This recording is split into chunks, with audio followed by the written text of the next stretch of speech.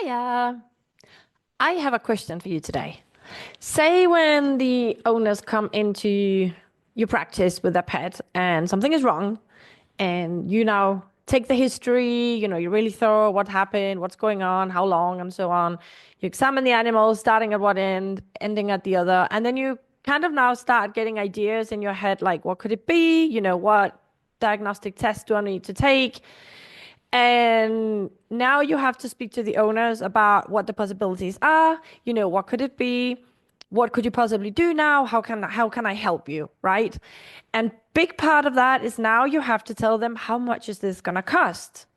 So my question to you is, do you struggle telling the pet owners the price? Because I know a lot of people that do, people I work with, and I used to do it as well. And what sometimes happens when we do this is that we feel so uncomfortable having to tell the price. And I'll get into like why the three main reasons why this is that sometimes we give a too low estimate because we're thinking, oh, it's gonna be too much, if we both do the X-ray, but I could then, instead of doing a full ultrasound, I could just write, a quick scan or just like use of ultrasound instead of charging a full abdominal ultrasound or whatever it is. And sometimes we make the estimate too low because we kind of want to give them a price that doesn't sound so high, right? And I want to point out that doing that is actually a way of trying to control other people's behavior and try to control how they think and how they feel about you. How does that land with you? It sounds like, what? Am you saying I'm a manipulative bitch? Well, no, I'm not saying that. You unconsciously want to control what they think about the money quantity you're going to give them and how they feel towards you because you don't want to feel too uncomfortable.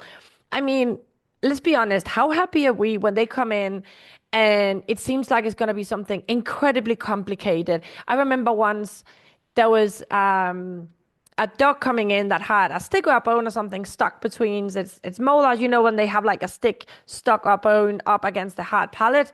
And it was a super, super busy shift. And, we had done a quick estimate for when they come in, maybe to sedate and this and the other and whatever was needed. And then in the end, because we were so busy, I just managed to get in with some forceps and just pull it out quickly without having to sedate the dog, right? And it felt like a relief being able to tell them, well, it's just a consultation fee.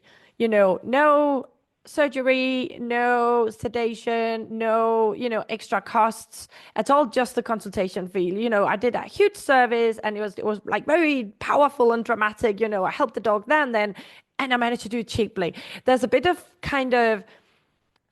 badge of honor to be able to do something simply and without having it to cost much money. And it makes sense, right? We don't want to charge more than necessary for sure, but sometimes this can really work against us and stress us out incredibly much. The problem with doing this, with trying to manipulate the price and trying to second guess what they are feeling, is that you take too much responsibility on you. Because at the end of the day, whatever they want to spend on their pet, that is completely on them. And it's not justified to take that choice from them.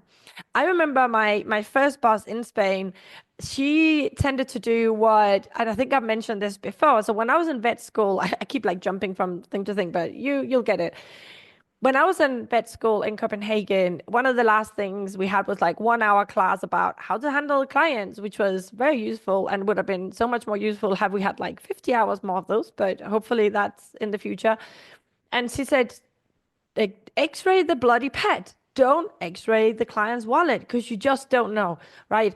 So my boss in Spain told me a story about a dog that came in, and he looked like very poor, like the typical old Spanish man, with his little walking stick and dressed like a bit of like a shepherd. He's like old shirt that was kind of worn out, and he had this little dog, some sort of like poodle mix. There was something wrong with it. I can't remember what the case was, but my boss for sure judged him as a poor person as she didn't want to freak him out, starting to do all sorts of tests. So she said, "Oh, we can't be sure what's wrong, but let's try this. Let's, get the dog some symptomatic treatment, thinking that that will make him happy." And then a few weeks later, the man came back And he came in and he said, thank you for your help on that. And I wanted to let you know, I went to this hospital in Malaga. So the clinic we worked at was in a village outside Malaga. I went to the hospital in Malaga, and they had all these tests, and it was really amazing. And they did X-rays and they did blood tests, and they found out what it was, and they treated it. I just wanted to let you know what it was in the end. He genuinely thought that the clinic we worked at did not have the capacity to do diagnostic tests. He genuinely thought that my boss only offered whatever it was, I don't know, probably antibiotics and dexamethasone, right, in those times, because she didn't have anything in the clinic to help her get to a more thorough diagnosis. So he came to tell her, as a favor, oh, we found out what it was. And she was so shocked because we did have x-rays and we were able to take blood tests and whatever was needed, right? And that just goes to show what a disservice she did that man, because now he had to go all the way to Malaga and God knows what transport, because I don't think he had a car, because he loved his dog so much that he would get whatever money was needed to find out exactly what was wrong with the dog and treat it appropriately. So we cannot take that choice from the owners. We need to tell them, look, I think what's going on could be this or that or the other, no? And ideally, I would like to make an X-ray and I would like to take some bloods or whatever, and that would cost this much. And then I don't know your situation. Is that something you can afford? Is it insured?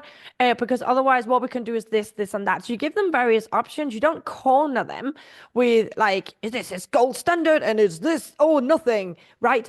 But you don't judge them either and give them like a low estimate for a super treatment because you think they can't afford it. So you give them options, right? And you leave it open. You leave the communication channel open as well, where you listen and you look at their body language also, and you're gentle with them, right? And sometimes I look at people and they don't look like they have any money, and I'm like, well, it could be this, but I don't know your situation. They're like, it doesn't matter. It doesn't matter, and they don't care. They really don't care because they love their pets so much, and for them it's really important to. It's just a big priority for them to treat the animal, no? And to me, honestly, I wish we lived in a world where it was really difficult to get a pet. Do you know anybody who has tried to adopt a baby, like a human baby, how hard it is?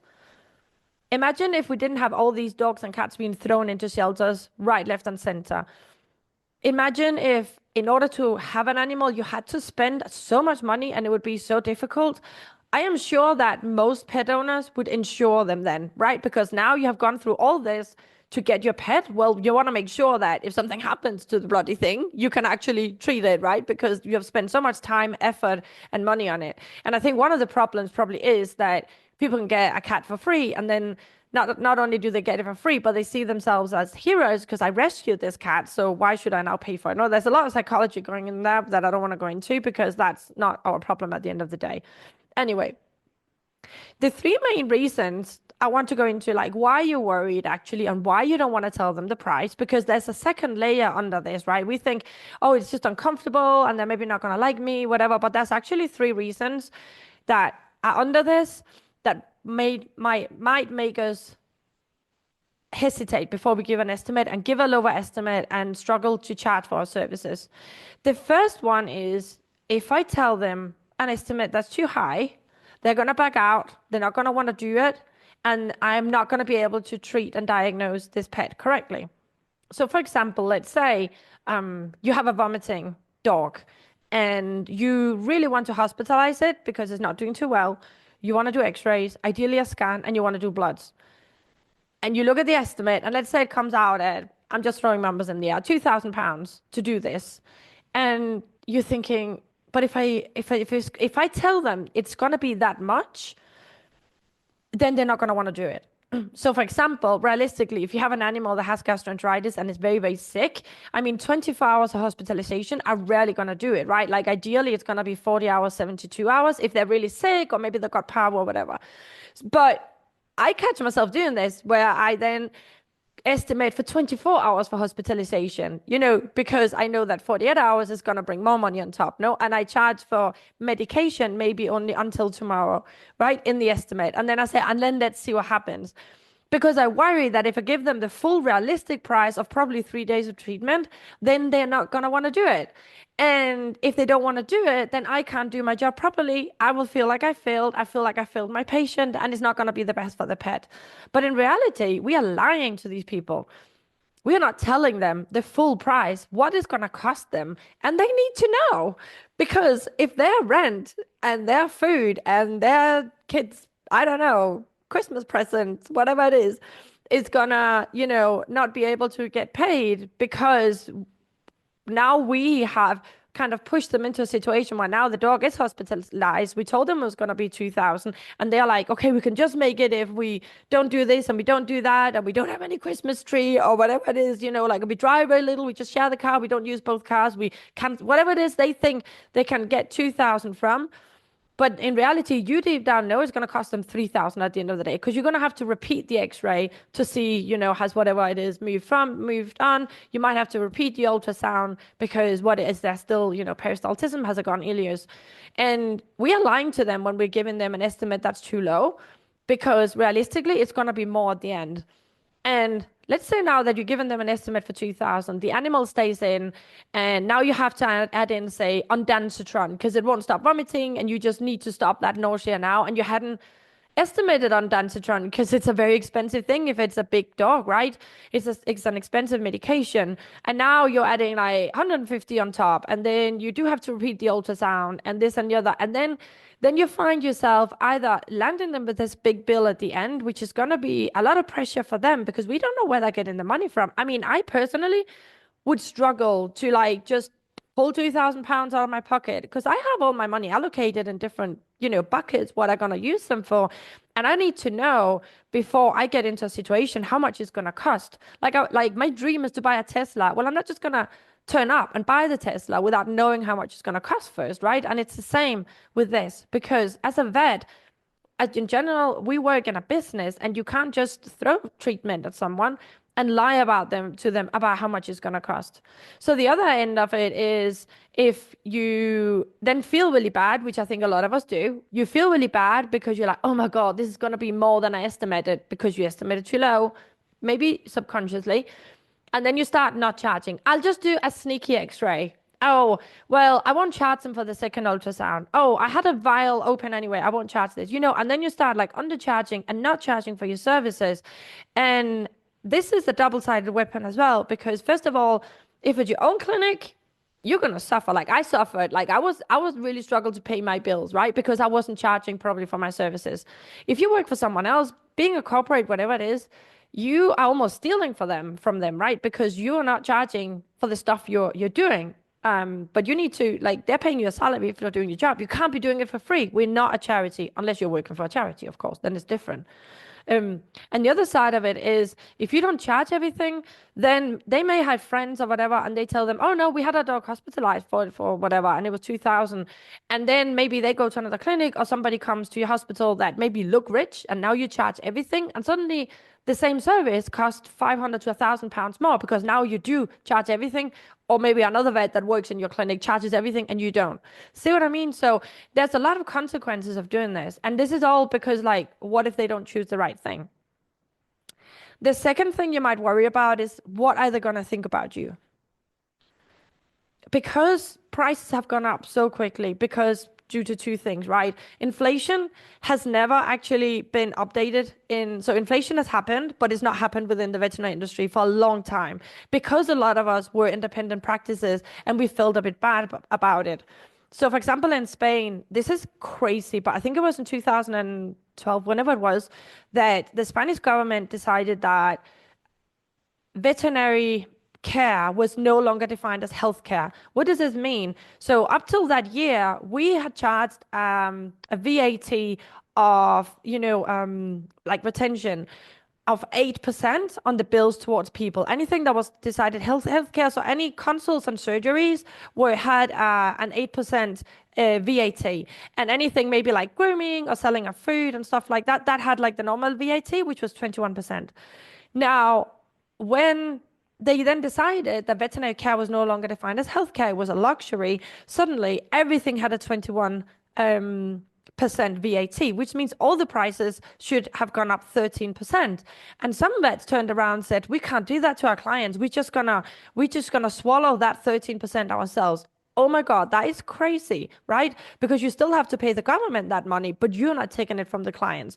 So people were not assuming that 13%, right? And And then suddenly they had to because now everything was going up and now inflation, like it had to be reflected in the veterinary prices. And also now a lot of clinics were then sold to corporates, right? And they are doing the numbers and they are seeing like the profit margins are so small. Of course, they have to make them bigger. And we could debate whether they have made them too big or not. But for sure, for the amount they are investing in machinery and tech, in new premises to make it nice and to make it possible for everybody to do a lot of different tests, the possibilities, right? That's the money has to come from somewhere. So the fact that the price has gone up so quickly, and also that people have really high expectations about what's possible. They expect now, oh, can you not do an x-ray? Can you not do this? Can you not do that? No, and they don't think about how much it costs because they're not used to paying for it, at least not in Europe or in the UK. I know in the States it's a bit different. If you don't have insurance, you have to pay for your own stuff, but a lot of people are just not aware about what it costs. So you're worried about what they might think about you because they're going to think it's going to be expensive. And then you're really worried that they might tell you, oh, you're just in it for the money. You're like a money grabbing vet. And it's true. A lot of people think that. But that's not our problem because I do not personally know any vets, like nobody who's in this for the money, who doesn't care about the animal, who doesn't care about what comes in, who doesn't have a curiosity for medicine and biology and wants to investigate and see what's happened, right? They like any vet I know, like nobody's in it for the money. We do want to get paid. Like I want to have a roof over my head. I want to have a car. I dream about having a Tesla. And why shouldn't I have a Tesla? Considering like how hard I work when I'm at work and doing night shifts, that's like bad for my health and all that. So why shouldn't I? Why shouldn't I be able to go to Thailand when I want to? Considering how hard we work and how hard we study. So that's those salaries have to come out of somewhere. But at the same time, it seems like, oh, because you love animals, then you shouldn't get paid for it. That's just bullshit. Like nobody could expect to get a plumber out in the middle of the night. Let's say like your whole house is flooded because your washing machine broke, and you get a plumber out on a Sunday afternoon, and he charges you, and you don't think, oh my God, he's just in it for the money, and it's bloody expensive. Or get an electrician out. I don't. So something like there's something with vets where they might think that we're money grabbing, and then I think that they think that I'm money grabbing. And the third reason can be when your imposter syndrome kicks in because I'm charging all this money, but am I good enough to charge all this money? If there'd been another vet in, would then maybe like if I was, for example, me, if I was better at ultrasounds, then I could charge it fully, but because I'm not that good at it, so should I not charge more? You know what I mean? Like if I'm not good enough, if I'm not, I had a client the other day and she was talking about because she's feeling a bit down and burned out. What if my brain is not working well enough and I miss things? And it's like, what? you know so and specifically this client, when she knew she was tired and maybe she was worried about missing things, she would ask her colleagues. So the client is not paying, they're not paying for you as a person, they're paying for the service you provide with you, with the clinic, with your colleagues. And of course, if you feel like insecure or whatever, you will ask your colleague, like any normal person would do that, unless you have a really strong ego and you don't want to show that you don't know everything, which is silly, right? So there could be that, like, what if I'm not good enough? And a part of that can be, which I have seen as well, and people don't separate this out. They say, if I'm not good enough, and then they ask what is not good enough, and then they might say, what if I don't find a diagnosis? So say now well, you all know I did a post about me doing an X lab on a cat, an explorative laboratory on a cat. Well, I went in because I thought it had a foreign body, and I was like, I need to know what's going on here. And then it was a negative find, which was good because foreign bodies are dangerous in the intestines of cats. But also, I didn't find out what was wrong with the cat. So I could then have gone, oh my God, I charged all this money and I don't know what's wrong with it. No, no, no. Reframe. I charged all this money and now we know it doesn't have a foreign body. So we can give treatment for it now without worrying about something being stuck in the intestine. So often we think, oh, if I don't get to a diagnosis, like I'm charging them all this money and I can still not tell them what's wrong with the animal. But like we're not solving like a puzzle that's like a straight line, where all the pieces are in there. We have no idea what we're going into when we start. We only can take a qualified guess at what we think it is, and then we start ruling things out. To be honest, I always say like we can do this, and this, and by this we rule something out, but we still might not get an answer. I do tell people that. I try to keep the expectations low. I don't say, oh, if we do this, then for sure we are gonna find out or we're gonna cure your pet. No, I say we can try this. No, let's see what happens. And that's another thing. I think we have to be careful with not saying the price and then go, yeah, if we do this, then it's for sure this is gonna help. This will do it. Just because we want them to do it and we want to justify the price, like, no, this is like there's so many factors influencing a case, and you can never know exactly what it is. You could like have this expectation. It's for me, for example, this vomiting cat. I was convinced, from the story, from the age, from the symptoms, this has to be a linear foreign body, and it wasn't. And I'm like, okay, that's so that's about 2000, and it's not a fine body, but I know it's not. So now we can give it something to, you know, get rid of the vomiting, but now we know there isn't anything in that. So really separate out like not being good enough. What does that mean? So for example, I had a client that was thinking she was not good enough and really struggled with this price thing. And I said, well, what is being good enough then? And she literally could not answer like what is a vet that's good enough? And I said, okay, so say that your cat is really sick and you go to the vet. What would you consider a good service on that? It's a good vet. And the one was that she was taken seriously, that they would listen to her and they would like explain things really well. So communication basically. And then that the vet would be thorough. That in the eye of a vet is a good vet. And I think we can all agree that is a good vet. Someone who takes their clients seriously, who are really thorough and they're honest and communicate well. And you cannot expect anything else, right? You don't have to expect that every vet is going to have 30 years of experience or that they know how to handle CT scans or they know all the treatments by heart or whatever. Like that is not a good vet. A good vet is someone who's thorough and someone also who can admit if they don't know something and they can ask colleagues or they can refer. But make sure that you separate out the thoughts about me not being good enough and the what if I don't end up finding a diagnosis or finish treating the animals with the money they've given me, because that is not being good. That's not being good enough. That is literally just part of the process. So have a little think about this. I hope at least I shook up your beliefs and your habits around pricing and habits around giving estimates to clients and really question, the way you do it. And if it's a real struggle, it would be great if you could sit down and journal on it. I know I keep going on about journaling, but it's such a cheap tool and it doesn't take anything from you to spend 5 or 10 minutes and just look at what are my thoughts around pricing and why is it such a struggle for me. And again, if you struggle with this, then by all means jump on a consultation with me and I can look at it, because we all don't have the same thoughts behind it. We think we do, but when I start digging, we find out like what is the real reason behind this, and they can be really different for each of us. I've exposed the three major ones right now, but some are different because maybe something happened when you were a child, like the way your parents spoke about money, or maybe you had a really traumatizing experience with a client or something like that marked you. So finding out the reason why you're struggling to pricing and giving the people the price and do a proper estimate and presenting it with pride, that can be very different reasons, and coaching is brilliant for that because you can really expose it and then you can like put up, okay, what is exactly I'm struggling with and how can I get better at this? Because if you want to keep working in the veterinary practice, you need to learn to charge for your services. And I'm not saying abusing people and charge like stupid things, but you need to have charge fairly for your services, because otherwise we're really going to struggle, right? We need to be able to do this and not feel down. And it's also not our responsibility if people don't have money. If they don't have the money, if they didn't take out insurance, that's just nothing we can do about it. We'll have to do whatever we can with the money we've got. And sometimes that makes us to have to make choices with the owners, or the owners have to make choices that we may not like not treating or put to sleep instead, where we think we could have treated if they'd been more money. But that's just what it is, and it's part of the game, right? Like everybody are not going to have money for everything. And also we can then question, like, just because we can, how much should we do and how much can we expect that people can afford on it, no? So do your best with what you got and make sure you price and make sure at least you give owners a fair estimate so they can make the choice for themselves. Don't make the choice for them. It's not your responsibility and you have no idea what's going on in their head and you can't control it anyway.